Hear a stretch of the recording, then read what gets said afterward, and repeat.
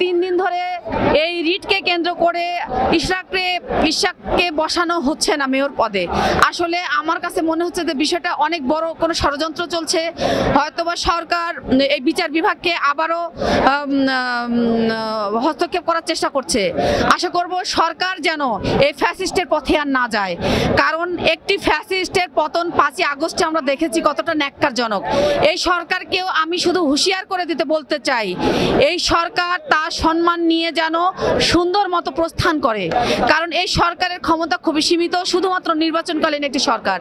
এই সরকারের বিচার বিভাগকে হস্তক্ষেপ করা বা এই সংবিধানকে সংস্কার করা এই ধরনের অধিকার এই সরকারের নাই। এই সরকার শুধু পারবে নির্বাচন করবার জন্য যতটুকু সংস্কার প্রয়োজন ঠিক ততটুকু সংস্কারের মাধ্যমে একটি সুষ্ঠু ভোটের ব্যবস্থা করা। আর এই আগামীকাল আমরা সেই রায়ের অপেক্ষায় আছি। সরকার যদি বিচার বিভাগকে হস্তক্ষেপ না করে আদালত একটি সুষ্ঠু একটা সুন্দর একটা রায় দিবে। আর এর যদি ব্যত্যয় ঘটে আমরা বুঝবো যে এই সরকারের কালো থাবা আবারও বিচার বিভাগের উপরে পড়েছে, এবং তার জন্য এই সরকারকে অনেক বড় ধরনের কি বলবো একটা মানে ষড়যন্ত্র যে হচ্ছে এটা আমরা জানি। বড় ধরনের তাদেরকে কি বলবো মূল্য দিতে হবে, কারণ কোনো স্বৈর শাসক কখনোই মানুষ ভালোভাবে নেয় না, তাদের পতন খুবই নেক্কারজনকভাবে হয়। এই সরকার আমরা চাই যে আমরা যেভাবে এই সরকারকে 5ই আগস্টের পরে সকল দল মত নির্বিশেষে আমরা তাদেরকে একটি জায়গা করে দিয়েছি একটি নির্বাচন করবার জন্য, সুষ্ঠু নির্বাচন করবার জন্য। তিনারা যেন সুষ্ঠু নির্বাচনের মাধ্যমে যেন সুষ্ঠুভাবে এই সরকার থেকে সরে যান।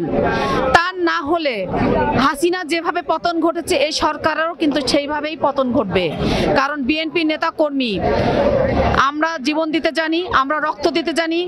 অজস্র ভাইরা এখনো গুমের শিকার হয়েছে, এখন পর্যন্ত সেই ভাইগুলো তাদের ঘরে ফিরে নাই, তাদের পরিবার এখনো তাকিয়ে আছে তার সেই গুম হওয়া ব্যক্তিটি ঘরে ফিরবে। অজস্র ভাইয়ের অজস্র বোন, অজস্র তার ওয়াইফ, স্বামীহারা ওয়াইফ এখনো কান্না করছে। এই যে মানুষের যে বিষোদ্গার, স্বৈর শাসকের যে পতনের ঘন্টা কিভাবে বেজেছে, এই সরকারের বোধোদয় হোক, শুধু এটিকে চাই। সরকার ভালোই সুন্দর মতো ভালো একটি গণতান্ত্রিক ওয়েতে একটি নির্বাচন দিয়ে বিদায় নিক, এটাই আমরা এখন চাই। এটা ছাড়া আসলে আমাদের নির্বাচন চাওয়া ছাড়া এখন আমাদের আর কোনো চাওয়ার নাই এই সরকারের কাছে।